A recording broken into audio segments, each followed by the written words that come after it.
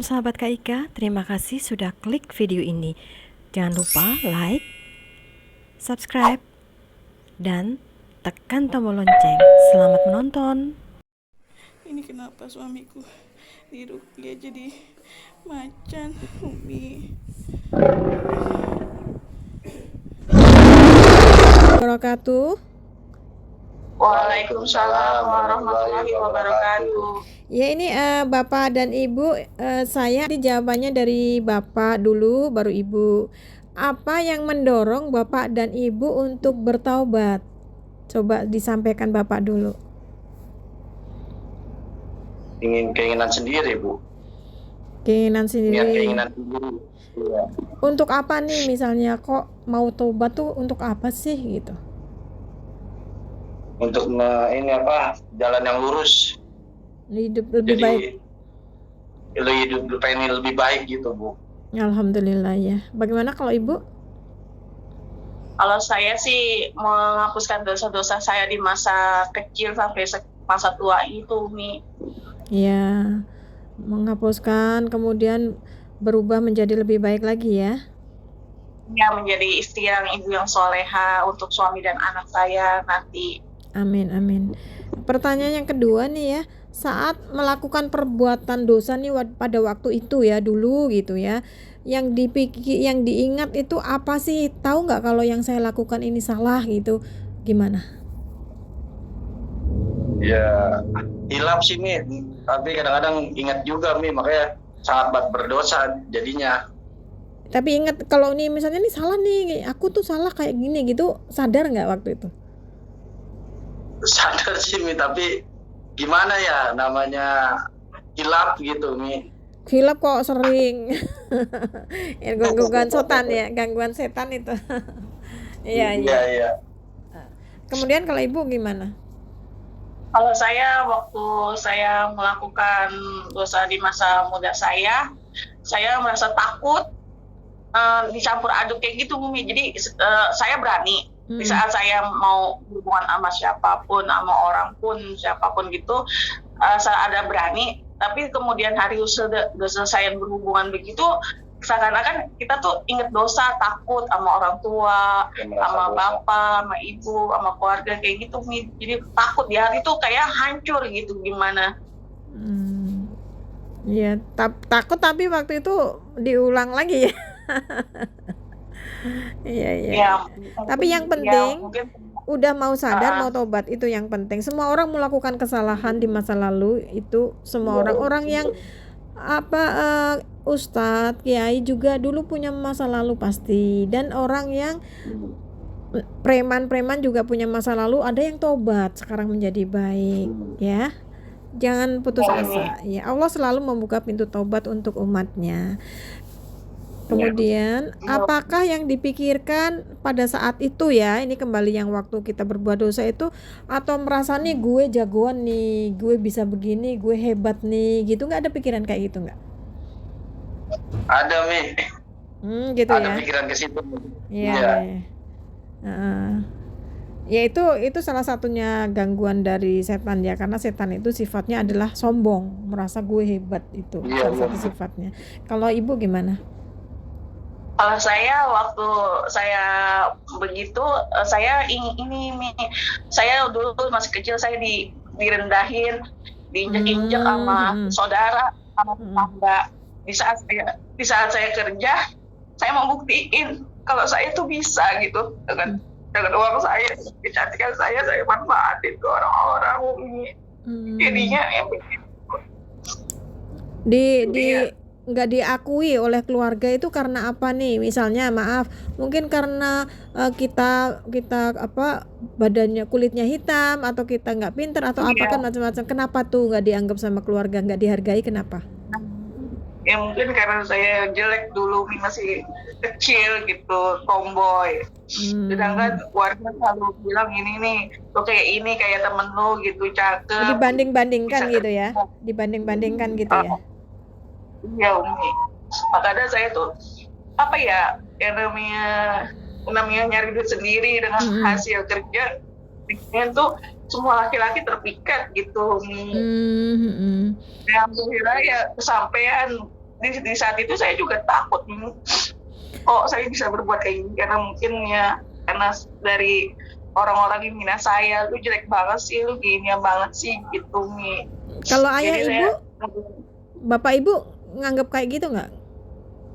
Banding-bandingin juga Kenapa? nggak? Ayah sama ibunya Enggak. itu banding-bandingin juga nggak? Enggak. Alhamdulillah dulu bapak saya kerjanya lumayan sih Umi. Jadi Dia, nggak? enggak dia orang tua enggak selalu ya? cuma teman-teman. Oh Teman-teman iya. sekolah. Kalau sekarang tuh anak-anak dibully gitu ya? Ya, Iya. Dibully gitu ya. Oke, ya baik-baik. Kemudian dari kecil orang tua ngajarkan untuk sholat nggak? ngajarin. Kalau Ngajarin. Bapak ngajarin ya? bapak Bapak ini Pak ngajarin sholat ya. Tapi bapak sholat juga nggak waktu itu? Oh, sholat nih. Sholatnya 5 waktu Lagi masih- atau sewaktu-waktu? Dulu saya SMP rajin nih, SMP, STM rajin. Terus mulai agak-agak bandel tuh usia berapa tuh? Saya kelas 2 STM keluar tuh Oh, udah keluar. mulai bandel, jadi Nggak Keluar, dapat Mi. ijazah? Nggak dapat ijazah? enggak berjasa. Keluar. Jadi ceritanya gini Mi, kelas 2 STM tuh saya udah belajar bawa mobil gitu. Bawa mobil angkot ya, namanya di pergaulan luar, jadi saya kecampur jadi sama pergaulan luar jadinya. Nah Jadi itu ke satu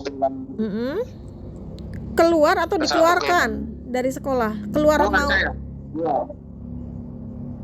Keluar Mi. Oh, keluar maunya sendiri, bukan dari sekolah yang mengeluarkan. Jadi saya dituduh hamilin orang gitu Mi. Jadi pacaran gitu. Terus kata orang tua, padahal bukan hamil sama saya. Jadi daripada orang tua malu, ya udah saya keluar, ngundurin diri. Tapi kalau nggak salah kenapa malu gitu kan? Iya, kan orang kata saya nggak salah, tetap aja kata orang tua, ya udah keluar. Nah pas sudah mau menginjak nikah, pas sudah nikah, orang tua laki meninggal. Udah tuh saya kayak orang depresi, gimana sih sholat gimana, terus jarang pulang, udah gitu ikut mobil-mobil angkot, kadang di terminal, udah lupa waktu jadinya. Pergaulannya jadi nggak baik ya? Iya, kayak pergaulan malam lah, gelap gitu lah Mi. Itu usia berapa waktu itu? Saya usia Mulai 19 hampir 20 lah. itu mulai bandel-bandelnya mulai dari itu ya? Iya Mi. Sekarang usia berapa? 32 Mi. 32. Oke. Kalau ibu gimana ibu? Ya Umi, Ibu kalau mulai saya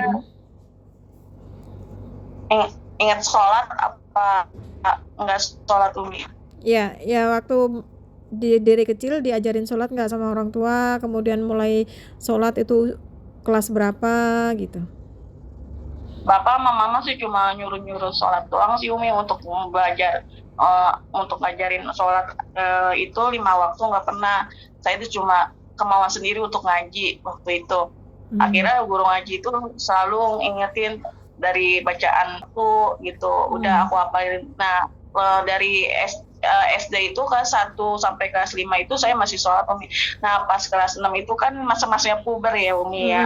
Masa-masa puber itu berkenalan lah sama cowok. Di situ saya lupa, udah nggak pernah sholat lagi. Cukup lumayan lama Umi saya nggak pernah sholat itu, dari kelas 6 SD sampai SMA. SMA lulus ya? Tobat. Lulus ya? Iya, lulus alhamdulillah sampai SMA. Saya tobat-tobat itu di saat saya dapat ujian yang berat banget itu. Ya, saya pacaran, saya ganggu rumah tangga orang. Di situ saya udah hancur bala, udah Umi, nggak ada satupun cowok yang deketin saya. Akhirnya di situ saya kerja, pas saya kerja di pabrik itu tahun 2000 saya kerja di 2001 saya kerja di pabrik, baru saya benar-benar rajin situ sholat, ngaji, terus tadarus, kayak gitu Umi. Berarti belum lama dong 2001 tahun kemarin. Iya, saya benar. Iya. Kemudian Allah beri hidayah ini ya untuk tobat ya. Iya. Jadi ayah ibu itu nggak melakukan sholat. Udah mama sama bapak dulu sholatnya rajin, tapi karena bapak supir juga kadang belentang-belentong gitu, mama juga belentang-belentong. Nah di pas masa tuanya juga mama sama bapak nggak pernah sholat Umi, dan sampai sekarang pun bapak mama terbaring lemah di tempat tidur pun dia nggak pernah sholat Umi. Stroke ya? Iya, stroke. Dua-duanya bapak sama ibu stroke? Ayah sama Bapak stroke, ibu merambat, mama ngerambat kena gula. Jadi dulu mama badannya gendut banget, sekarang udah digeragotin tinggal tulangnya aja, tinggal badannya nggak ada. Tapi bisa jalan, masih bisa jalan. merambat jalan. Iya, Merambat. Oke, baik, sekarang pertanyaannya yang berikutnya itu pergaulan semuanya ya, artinya dua-duanya itu karena pergaulan ya, lingkungan dari rumah, kemudian mungkin ibadahnya kurang, di luar ketemu orang-orang yang nggak bener gitu ya, jadi ikutan. Iya, ke bawah ya. ke bawah. Karena memang teman itu harus memilih, dalam Islam harus memilih teman. Teman yang baik itu ikutan kita jadi baik, kalau teman yang nggak baik kita jadi ikutan nggak baik ya. Harus memilih, pergaulan itu harus memilih. Iya Umi. Kalau misalnya ikutan temennya nih preman nih, kitanya nggak nyolong, tapi masyarakat pada kehilangan barang, pasti yang dituduh kita kan. Tuh itu tuh pasti tuh karena temennya preman semua gitu, padahal kita nggak nyolong nih, gitu. Iya. Ya. Iya, Umi. Misalnya nih ada temennya Pak Kiai, teman kita, terus kita lagi jalan mau kemana, ke masjid ya, padahal kita mau belanja doang ke warung. Nah itu karena apa? Efek temen kan. Oh iya. Ya, Iya, Umi. makanya berhati-hatilah memilih teman. Teman yang baik akan membuat kita jadi baik, teman yang buruk akan membuat kita menjadi buruk. Iya. Oke. Iya, Umi. Kemudian ini dari harapannya Bapak sama Ibu itu setelah taubat apa ke depan keinginannya? Ingin menjadi yang terbaik nih. Sebagai Kalau umat Allah ya, Sebagai hamba Allah ya. umat Allah dan kepala rumah tangga yang baik gitu. Insya Allah. Istilahnya dipandanglah sama warga-warga lain gitu, warga Indonesia ngeredu gitu, gelap diinjak gitu. Iya. Kalau Ibu bagaimana? Harapannya ke kalau depan? harapan saya ke depan, saya pengen jadi ibu yang baik, bisa didik anak saya dari kecil sampai dewasa, dan di masa muda saya masa tua sekarang di umur 35 tahun ini, saya menjadi istri yang soleha, ibu yang soleha, dan untuk bisa masa depan saya pokoknya lebih baik dan yang saya punya sekarang gitu. Nggak mau ingat-ingat masa lalu saya dulu lagi gitu. Alhamdulillah. Saya akan bangkit, saya akan obat semua yang dulu saya ngelakuin yang jelek, keburuk, saya hapuskan semua di dalam otak saya. Yang ada tuh cuma keinginan menghadap Allah aja, Umi, gitu aja. Alhamdulillah saya bersyukur juga, ini artinya hidayah, karena Allah tidak memberikan hidayah kepada semua umatnya tuh enggak. Hanya umat Allah yang dipilih. Ya. Kalau kita ingin berubah terus mencari gimana ini untuk jadi baik, Allah akan berikan hidayah itu. Jadi nggak semua orang tuh dapat hidayah, enggak. Makanya bersyukur. Kalau sudah taubat, artinya jangan diulang lagi ya. Iya, Umi, saya nggak bakal. Karena begini, orang itu hidup, matinya kapan kita nggak ada yang tahu. Iya betul. Kalau misalnya mati pas lagi maksiat gimana? Udah neraka itu dibakar ya. Gak ada yang nolongin. Di sini masih ada yang bantu ruqyah, ada yang bantu doa orang tua kan. Nah kalau masih hidup ada yang bantu. Kalau udah mati gak ada yang nolongin kecuali amal ibadah kita di dunia. Kalau amal ibadahnya gak ada, mati lagi maksiat, udah ceburin neraka. Auzubillah min dzalik. Ya, ingat. Iya, Takutlah sama Allah, takutlah sama azab. Kemarin itu udah ditunjukkan sama Allah. Seperti itu tuh, baru di dunia baru berapa menit. Gimana kalau di akhirat, di kuburan itu disiksa dulu, diazab dulu. Kalau nggak sholat tuh, sholatnya dulu yang ditanya waktu mati, dihisab tuh sholatnya dulu. Iya. iya. Ya, takut sama Allah karena kita diciptakan, Allah yang menciptakan kita. Kita butuh apa aja, minta sama Allah, Allah akan beri. Kalau kamu dekat padaku, aku akan lebih dekat kepadamu. Tapi kalau kamu jauh dari aku akan jauh juga darimu. Itu Allah mengatakan seperti itu. Jadi sadar sesadarnya, taubat yang benar ya, jangan tobat tomat habis tobat kumat ya. Kemudian saya mau tanya, ceritakan nih ke Bapak ya. Waktu kemarin itu awalnya tuh gimana sih waktu ruqyah itu, perasaannya pertama kali itu sampai sebelum muntah katanya merasa ditendang itu, coba ceritakan Pak.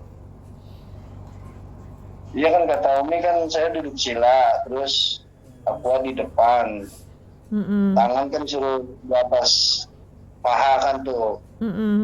Saya kan wirid, kata Umi kan suruh wirid, jikir apa aja kan ya. Iya.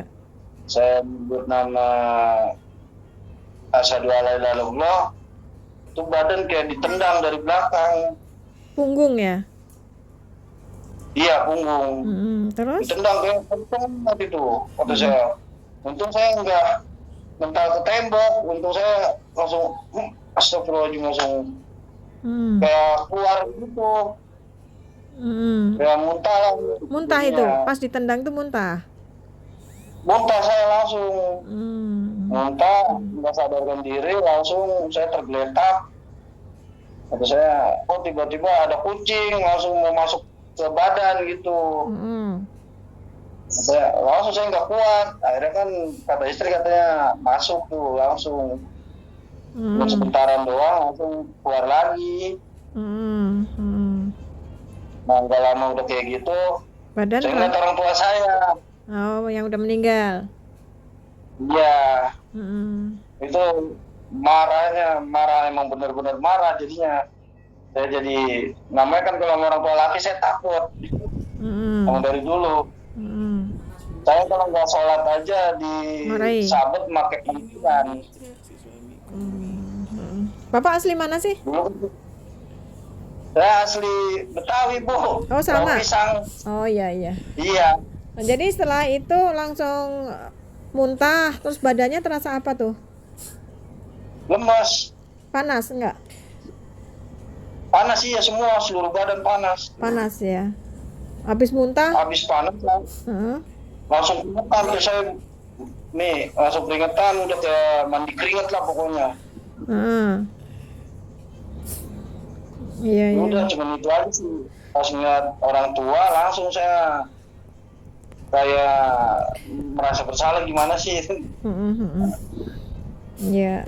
Ya di sana tuh orang yang udah meninggal bisa tahu juga bagaimana kita kan, cuman kan alamnya udah beda.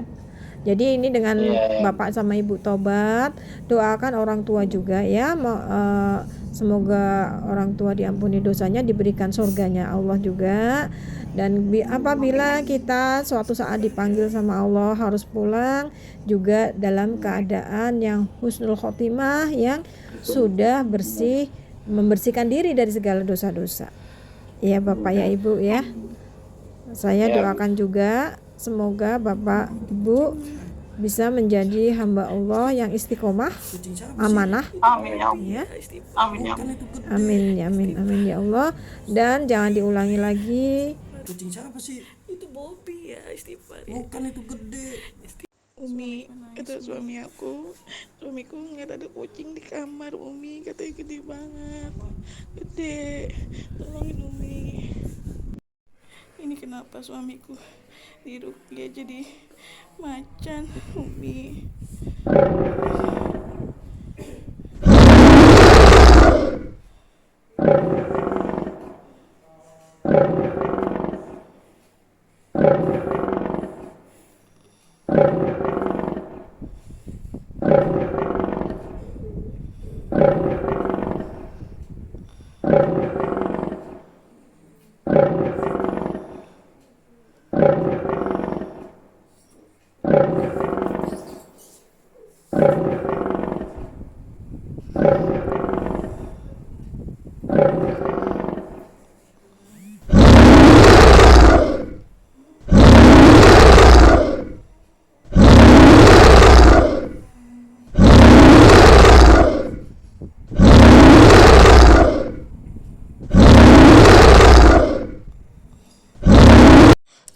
أعوذ بالله من الشيطان الرجيم بسم الله الرحمن الرحيم ولا تقربوا الزنا إنه كان فاحشة وساء سبيلا صدق الله العظيم.